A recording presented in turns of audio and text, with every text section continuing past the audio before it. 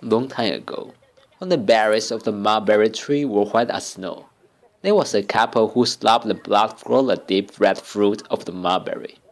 The man is called Pyramus, and the woman is Thisbe, who is the most beautiful maiden of all the East. They both lived in Babylon in the city of Queen Semiramis. Their houses in the town were so close together, but the houses were blocked by a big, giant wall. Growing up side by side, Thisbe and Pyramus had been childhood sweethearts, but the strong ruthless family power consecutively kept them apart. Neither his parents nor hers wanted to meet each other even for a single minute.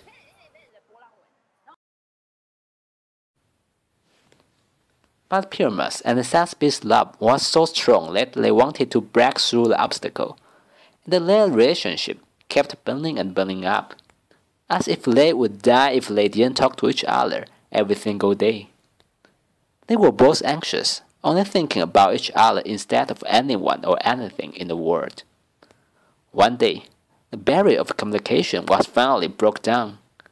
They found hope to talk to each other through a little chink in the giant wall. With the way to the chat, they started sharing everything, graceful, sorrowful, and happy events every night before they were unwillingly forced to say goodbye. Oh, Pyramus, I love you. I really love you from my heart, said Thisbe. So am I, Thisbe. I can't wait to hear you every single day, and I feel comfortable when I hear your sweet voice, said Pyramus. Pyramus, can you give me a kiss? Thisbe asked him eagerly. But I can't even touch your lips, they won't block out too much, said Pyramus. That's okay. Blowing me a kiss from you means so much, answered Thisbe. Well, Pyramus blew her a warm, gentle kiss. Such a kissing proves her love.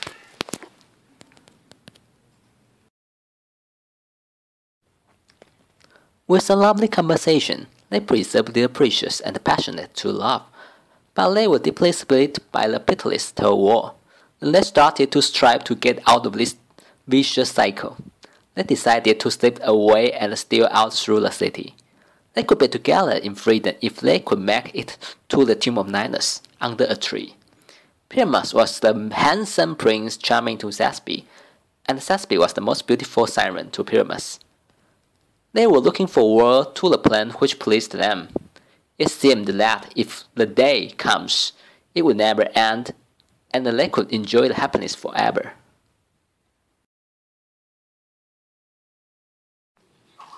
This is the moment before they escape their houses. They could not endure keeping in touch like this anymore. While they wanted to talk with the expressed love in person, one day Pyramus was talking to Thisbe. Thisbe, I love you too much that I wanted to break the wand if I could, said Pyramus. Me too, Pyramus. I don't want you to blow me a kiss anymore. I have longed for your touch, hug, and kiss since I fell for you, answered Thisbe anxiously. I wish that I had a power to take you away from this miserable place. Ah, said Thisbe. Do you remember there is a town through the city? Yeah, I know, answered Pyramus. Then he knew what Thisbe was planning for. Are you saying we love from our house? Yes, I love you, and I can't stay in the world like this anymore. Without you, there was no reason to live on the earth. Then let's do this, Thisbe. I promise that I won't leave you after we run away from here, promised Pyramus. When sun went down, the night came out. The couple were ready to meet each other in the cold dark tomb. Thisbe was so exciting because she could finally be with his guy, Pyramus. As she crept out secretly and made her way to the tomb boldly, she encountered a big trouble. After arriving at the tomb, she saw a frightening lioness, which is fierce enough to hunt people. Thisbe became scared because she saw fresh blood on her jewels. which meant that the cruel alliance just ended their life and had a fresh bloody dinner. If Thisbe stayed later, she would have been the next victim.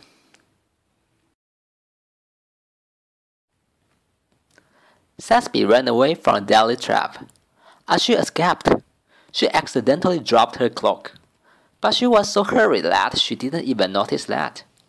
Then, the lioness discovered the cloak, mouthed it, tore it up, and finally disappeared into the forest. Such a little mistake led the whole story to a tragic ending. A few minutes later, Pyramus showed up, saw like an anxious man, and said, "Where's my goddess? How come I can't find her?" The thing he found later is the blood-dish cloak, which is belonged to Thisbe, and is torn badly just like a bloody thread. Looking at the torn cloak, Pyramus' heart was scattered into many little pieces.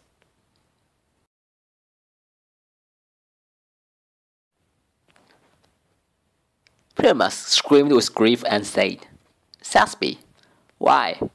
How can you die? What have I done?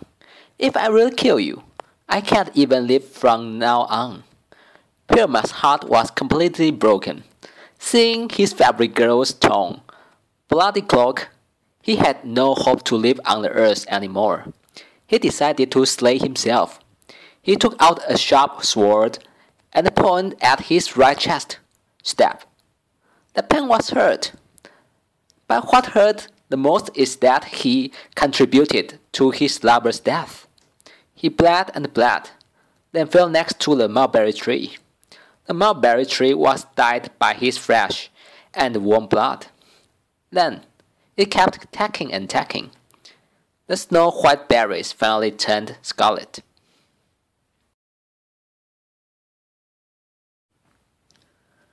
But the true tragedy was not over yet. When Thisbe saw the body of Pyramus, she started crying. She said, "Pyramus, my love, don't die, please wake up." But it was too late. Pyramus' body became an ice and cold dead body, which could not listen to any voice or move his body. Seeing the sword used by Pyramus for suicide, Thisbe was resolved to be with him forever, no matter in the heaven or hell. Death is painful, but it was nothing with the burning love. She took out the sword and stabbed at the right chest too.